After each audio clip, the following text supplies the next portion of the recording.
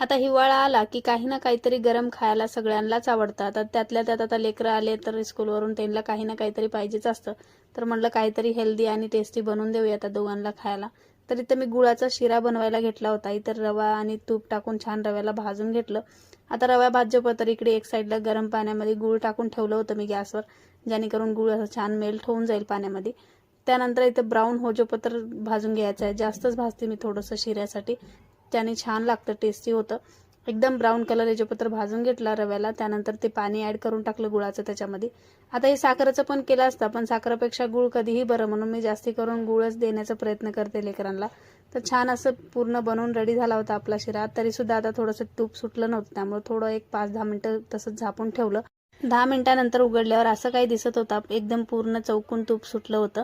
त्यानंतर पार्थला दिला. आता त्याला काही वेट होत नाही, कारण त्याचं गोड म्हटलं की खूप जास्त फेवरेट आहे.